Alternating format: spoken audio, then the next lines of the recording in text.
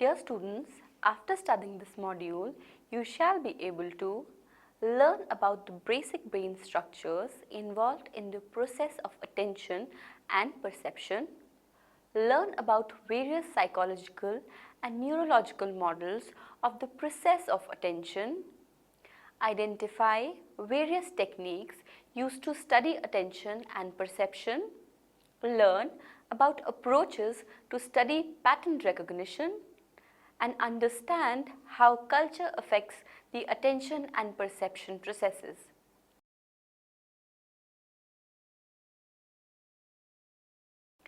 The term attention refers to a general level of alertness or vigilance, a general state of arousal, orientation to stimuli, the ability to focus, divide or sustain mental effort, the ability to target processing within a specific sensory arena such as visual attention or auditory attention, or a measure of capacity.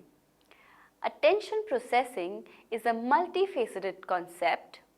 It implies involvement of multiple behavioral states and cortical processes that various subsets of cerebral structures control. Brain's efficiency to process information diminishes and declines in many types of brain dysfunctions. In case of attention deficit, one is not able to sustain attention to one particular stimulus for a longer duration or is not able to attend to a specific stimulus out of many competing stimuli. If this impairment is profound, it is easily noticed by others, but if it is minimally present, it can only be detected through neuropsychological testing. Attention has always been seen as a general and non-specific factor affecting performance. There is evidence from the neuroscience now that attention system has separate subsystems performing functions that are separate but interrelated. And these subsystems also interact with other domain-specific systems. Reticular activating system plays a crucial role in the processing of attention. The reticular activating system plays a vital role not only cortical arousal but also in subcortical and limbic arousal. Major brain structures involved in the process of attention. The attention process involves arousal or activation, which is controlled by the reticular activating system. RAS, with its origin in the midbrain, plays a vital role in projecting to large areas of the cortex and hence regulates the activation of cortical areas in the attention processing. This arousal can be observed and categorized into certain brain wave types, namely beta, alpha, theta, and delta. These brain waves are categorized based on their frequency and are measured by electroencephalograph (EEG), and the pattern that is produced by EEG is called electroencephalogram. Sensory input provides a much needed change to the reticular activating system, which is then followed by further processing in the brainstem and other areas which maintain a high cortical activation. However, it should also be noted that lack of sensory input does not lead to inactivation or drowsiness. In fact, when the sensory input is constantly present, the brain adapts itself to its constant presence or habituates itself. If there is loud music playing in our vicinity, then after some time we get habituated to that loud noise. Reticular activating system not only plays an important role in cortical activation but also in anticipatory responding, which means that reticular activating system prepares the cortex to receive stimuli by keeping it in a heightened state of readiness.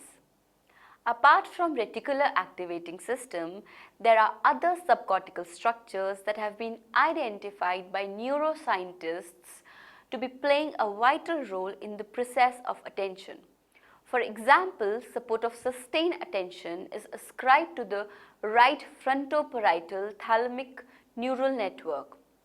The thalamus, basal ganglia, and superior and inferior colliculi play a supporting role in the selective visual attention.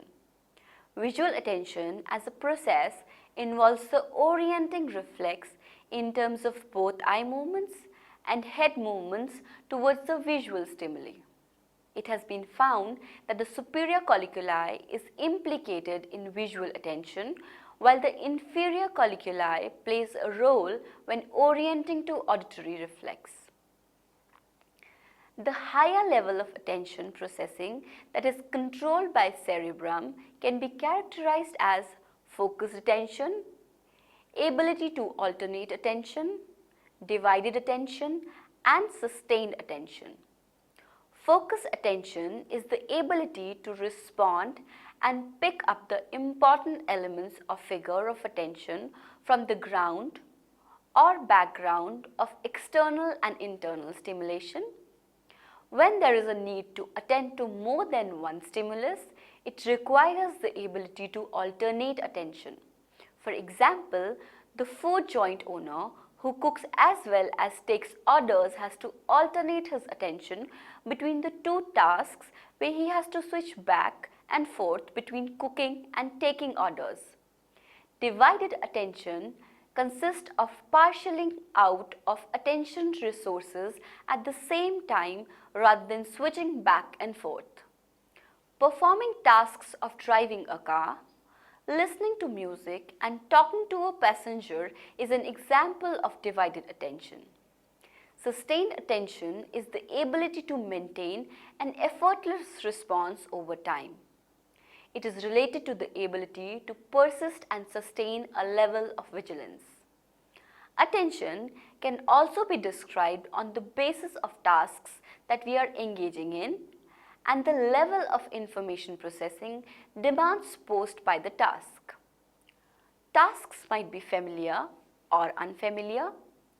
If the task is familiar or routine, which does not involve much of the conscious thinking, it can be performed more or less automatically.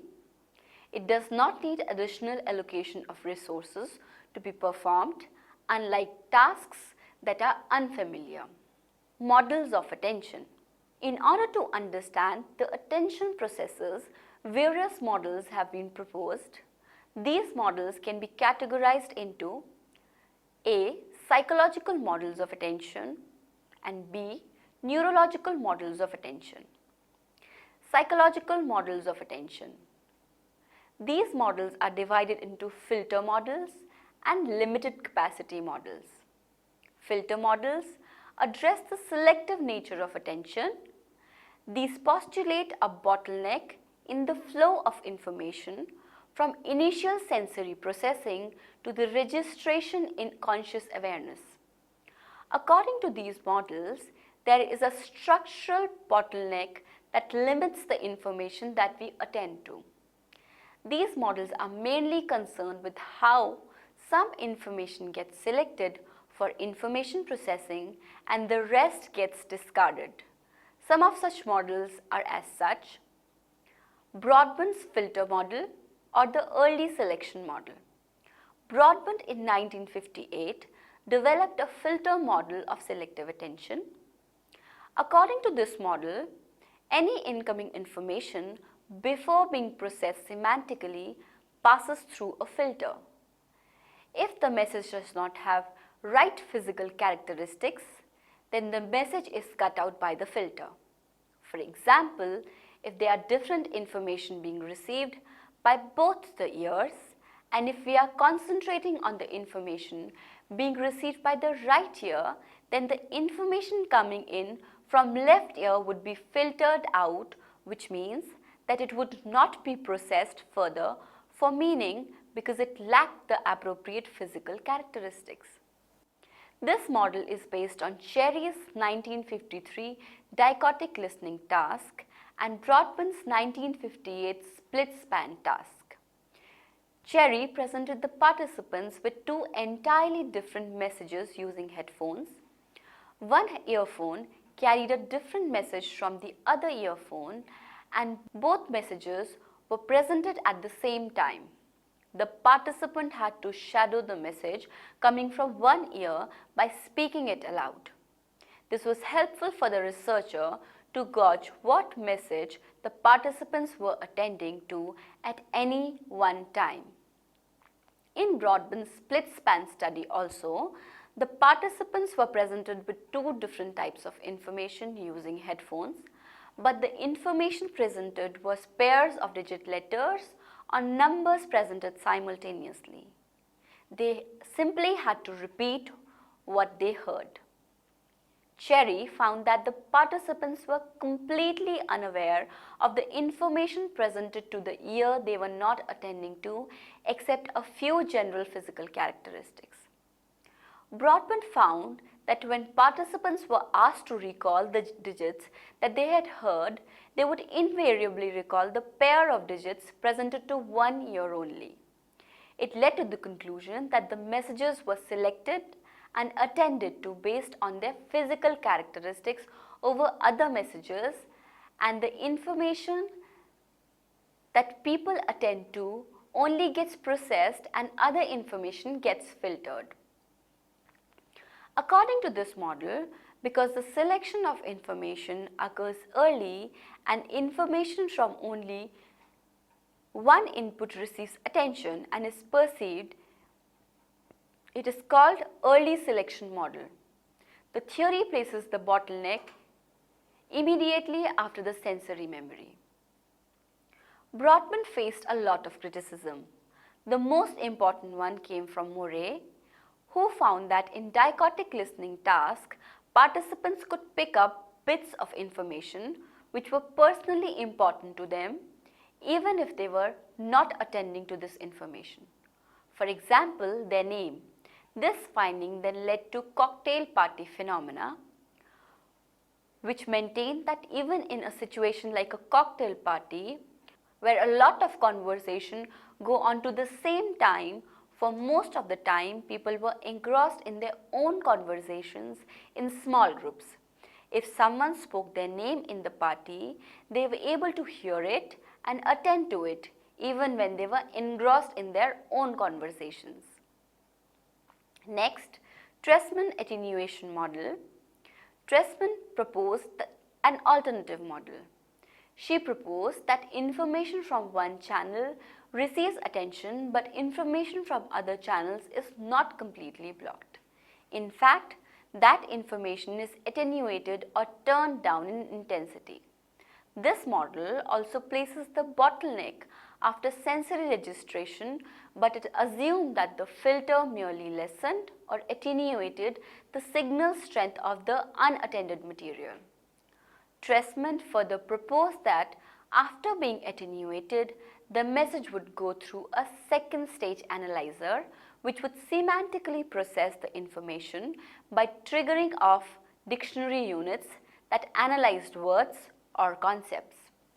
In the second stage analyzer, less important concepts and words would have higher threshold of response, and the dictionary unit would trigger off only when the less important concept becomes strong in some other way, for example by being louder. The pertinence model or the late selection model. Another model was put forward by Dush and later revised by Norman in 1976. According to them, there is no need for an attenuating filter and a second stage analyzer to process the information. They proposed a model based on second selection process, one that is based on semantic characteristics. This model had a filter, but the role of it comes much later in the process, unlike the other two models explained above. The first stage of processing in this model is the same as those of the other models. Information from the sensory store is filtered on the basis of physical characteristics and then recognized. However, before being passed into the short-term memory, it goes through the secondary selection mechanism. This mechanism then selects the information on the basis of semantic characteristics or the message content. Therefore, in this model, all the incoming information is first processed semantically, and after the information is processed semantically, pertinent information is attended to and irrelevant information is filtered out. Because the selection of the pertinent information happens late in the model, it also is called the late selection model. Limited capacity models of attention describe the allocation of resources to specific mental processes. Capacity models recognize that one or more bottleneck exists, but added that the mental processes compete for limited resources as well. These models vary from a pool of undifferentiated general resources to specific resources for sensory, central, and response processing. Processing has also been differentiated as automatic or controlled, where controlled processing requires greater attention resources. Automatic processing, on the other hand, occurs without attention control, even if the individual tends to stop, that is, it operates without conscious awareness.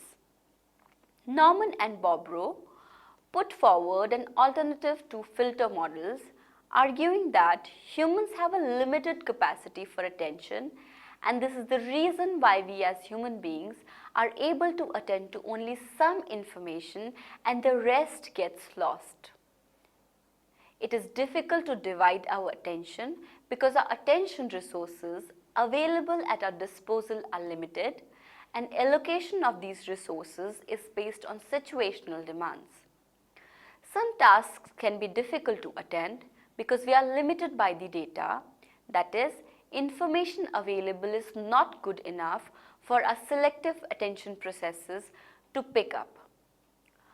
While other tasks are resource limited, that is, in order to do them successfully, we have to devote a lot of attention resources as they are complicated. Further, Norman and Bobrow suggest that there is an upper limit to our attention capacities, and we can do things successfully only when we stay within these limits. For example, if we are walking and talking on the phone simultaneously, both tasks continue till they stay within their upper limits, but as soon as a hurdle like crossing a road, jumping a pothole comes about, we cease to talk as the upper limit of the task of walking has demanded more of our attention and the other demands needs to be reduced. Kahneman also proposed that we have only a limited capacity for attention.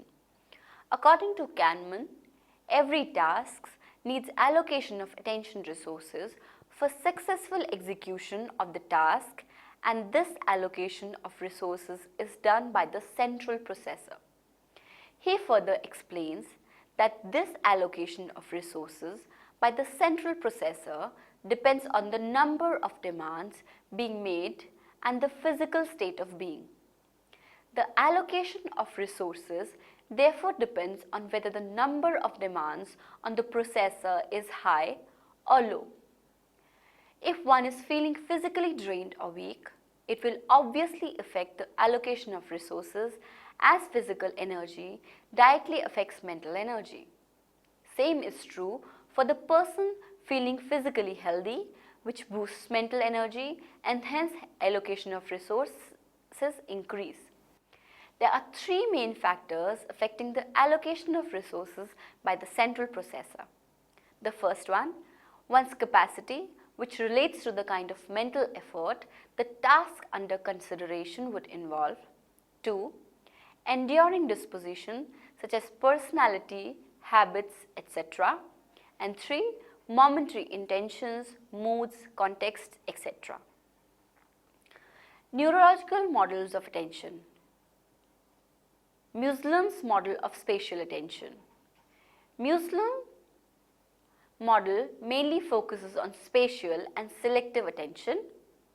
According to his model, posterior parietal cortex, frontal cortex, and the cingulate cortex play a significant role in spatial attention to the extrapersonal world.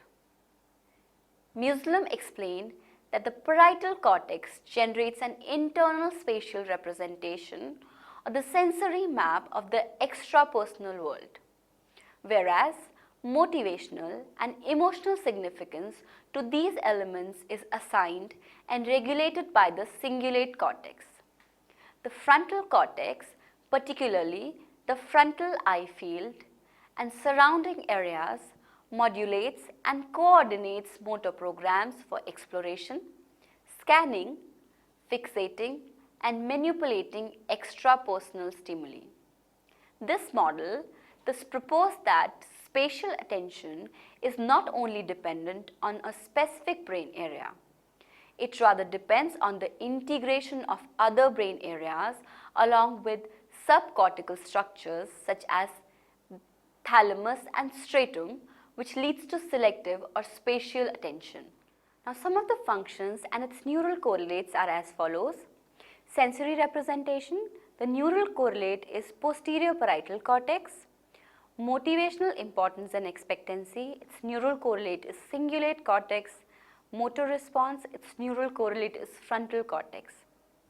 Posner's anterior and posterior attention model.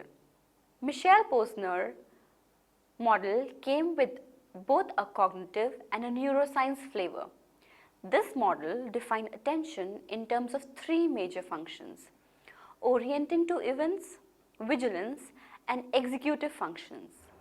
For each of these functions involved in attention, there is a separate neural network, and these neural networks do not work in isolation but interact with each other and other cortical and subcortical regions to carry out the attention process. The first major function that Posner's model described is orienting to events, particularly to location in visual space. Visual orienting in event consists of three cognitive operations: disengage, move, and engage. So in visual orientation, these three cognitive operations get activated. This means that whenever we are orienting ourselves to a visual stimulus in the environment, we first disengage from the prior one, then move our focus to the current event, and then engage our attention resources on the current event. The cognitive operation of disengagement is linked with the parietal region, move with the midbrain, and engagement with the thalamic region, and therefore the visual orienting system is called the posterior attention system. The posterior parietal lobe mediates conscious attention to spatial targets. The midbrain superior colliculus plays a role in moving the eye from one position to another, and the pulvinar of the thalamus helps select the filter important sensory information. The neurotransmitter acetylcholine, which is produced by the nucleus basalis of the forebrain, has also been suggested to be modulating the orienting system. The second important function is achieving and maintaining a vigilant or alert state. There are times when we need to maintain a higher level of alertness in order to process a high priority target. There has to be higher level of arousal sustained in this attention process. For example, if amongst many faces in a party, we have to find a specific face, we would look around and maintain a high level of alertness without getting distracted by the music or noise in the background. Here, music or noise becomes the irrelevant information.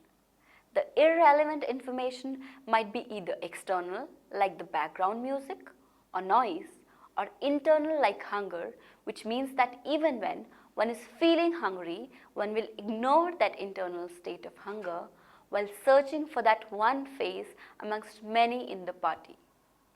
In making one vigilant or carrying out the process of vigilance, right frontal and parietal regions of the brain play the most important role along with the neurotransmitter norepinephrine that also helps in achieving the state of sustained attention or vigilance. The third major function that Posner's model defines is of orchestrating voluntary actions or carrying out the executive functions.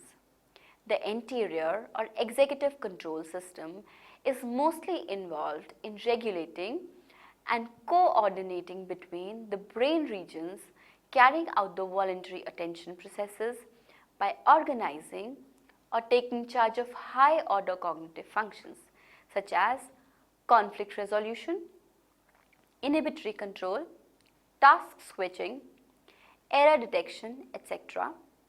Posner's focus on the anterior cingulate and lateral prefrontal cortex as major areas involved in the executive attention, elaborating on the functions of the two brain areas implicated in the executive functioning of attention.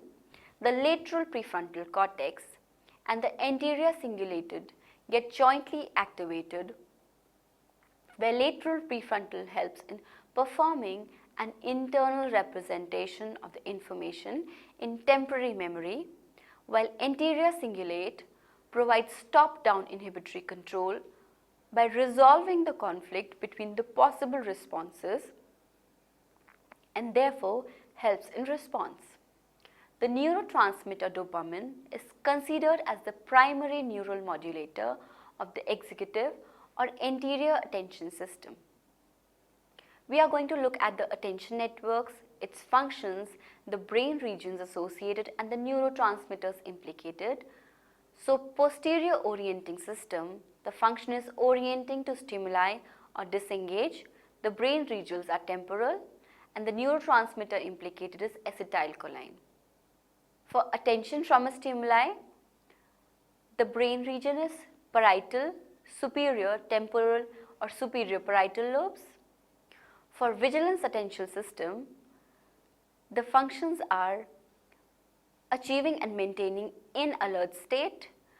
The brain regions involved are right frontoparietal and the neurotransmitter implicated is norepinephrine. The attention network is anterior or executive attention system. The function is orchestrating voluntary actions. The part of the brain regions responsible for it is anterior cingulate, lateral prefrontal cortex, and the neurotransmitter implicated is dopamine. Mirsky elements of attention model. Mirsky identified and proposed elements of attention and suggested that these elements of attention relate to the underlying neural system. According to him, three elements of attention are focus, execute, sustain, and shift. Mirsky also related these elements to neuropsychological measures and thus compiled a battery of the measures that are sensitive to attentional functioning. In order to reaffirm if there are only these three elements of attention, Mirsky administered this battery of tests to neuropsychiatric patients and then also extended it to healthy children.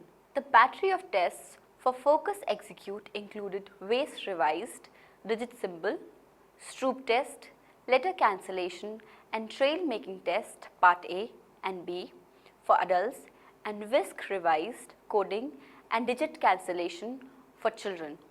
For shift and sustain, Wisconsin card sorting and continuous performance tests were used respectively for both adults and children. To test encoding, Weiss revised was used for adults and Whisk-R was used for children. In both the studies, 4 factors were identified, of which 3 coincided with the earlier elements and 4th one was also added to the list. Focus execute attention involves selective attention and rapid perceptual motor output. Shifting attention is the ability to move or change attentional focus in a flexible and adaptive manner. Sustained attention pertains to the attention function of vigilance. Encode attention is the capacity to briefly maintain information in memory while performing other related actions. Now the factors and the neural correlates are given below. So for factors focus execute, the neural correlates are focus, inferior parietal and superior temporal cortexes. For execute, it's inferior parietal and corpus stratum. For shift, prefrontal cortex. For sustain, rostral midbrain structures and brainstem. And for encode, hippocampus and amygdala. Techniques to measure the process of attention. As given by Perry and Hoggs, in order to measure attention, 4 neuropsychological tools have been used. 1. Conventional neuropsychological tests. 2. Computer-based information. 3. Functional imaging. And 4. Cognitive event-related potentials. Conventional neuropsychological tests are the most popular for evaluation attention because their norms are well established and therefore they have standardized versions available, which makes it easy to compare the scores across studies. Also, conventional neuropsychological tests are easy to administer as most of them are based on traditional paper pen approach. But along with being advantageous in terms of being easily administrable, these tests also have drawbacks. These tests have poor temporal resolution and lack of specificity. Computer-based neuropsychological tests or information processing tasks are investigations that make use of computer tests. The advantages of these tests are that because they are computer-based, the results are accurate and reproducible. They use technology in the investigation of attention also makes these tests accurate in terms of time of administration. It is only that a very few standardized versions of these tests are available and therefore it is difficult to compare scores across studies. An exception to this, Cambridge Neuropsychological Test Automated Battery, which is used widely and has norms available. Functional imaging techniques like positron emission tomography (PET), single photon emission computed tomography (SPECT), and functional MRI is some of the most widely used imaging techniques for evaluating attention. These techniques provide good spatial resolution but poor temporal resolution. Cognitive event-related potential is a neuropsychological technique in which electrophysiological responses related to an internal cognitive event are measured through scalp recorders. So, recorders are placed on the scalp, and while the participant is performing the activity which he or she has been asked to perform, the internal cognitive events gets recorded. According to Perry and Hoggs, cognitive ERPs have good temporal resolution and are able to differentiate between sensory, cognitive, and response processing. Some drawbacks of this kind of an investigative tool is its poor spatial resolution and little application to date. Neural correlates of perception. The relationship between psychophysics and neuropsychology is best explained by signal detection theory. Contrast detection tasks illustrate the relationship between psychophysics and neurophysiology. Heger and Rees conducted contrast detection tasks in which on each trial subjects were presented with one of the two stimuli, either a background presented alone or the same background with low contrast target pattern superimposition. There was a button that participants had to press when they saw the target or when they believed the target was absent. Based on the above design, there were 4 possible outcomes: hits, when target is there and participants correctly recognize it; correct rejections, when participants recognize the target is absent; false alarms, when participant perceives the target to be present while it is not; and misses when participants are not able to correctly perceive the presence of target. Heger and Rees found that there was an increased cortical activity on hits and false alarms than correct rejections and misses. Other researchers have shown that there exists a difference in neuronal activity on trials in which the target is present versus trials in which the target is absent, suggesting that there is a slightly greater neural activity in target present stimulus trials than in target absent stimulus trials. But however, it has also been shown that neural responses are variable from one trial to next. So based on the above research findings, it can be concluded that there exists a corresponding change in neural activity in each of the four possible responses: pattern recognition or top-down and bottom-up approach. The identification of objects and events is called pattern recognition. It forms part of perception. Various approaches have been used to explain pattern recognition. One of the most important approaches to pattern recognition is the top-down bottom-up approach. Top-down approach is conceptually driven pattern recognition, which refers to the use of expectations to ease the process of finding a match between the incoming stimuli and the schemas that store information about the world in the long-term memory. Thus, in top-down processing, recognition of whole leads to the recognition of component parts, and we bring what we know and what we expect in surrounding context for determining what we are sensing and subsequently processing. Top-down approach involves application of concepts to perception, and therefore it is also called as conceptually driven processing. Bottom-up or the data-driven pattern recognition refers to the use of features picked up from the environment. Recognition is initiated by the parts of the pattern that, when summed up, lead to the recognition of the whole pattern. Top-down mechanism is related to endogenous attention as activation in the frontoparietal regions of the brain can be seen during both. So, it can be said that endogenous attention takes place via top-down approach. For exogenous attention, Pessoa and Unger later conducted a study to investigate neural correlates of exogenous attentional mechanism by comparing brain activations on correct change versus correct no change trials. This means that participants had to detect if there was a change taking place in their periphery in the experimental situation. If there was a change, they detect it rightly, was compared if there was no change and they detect it right.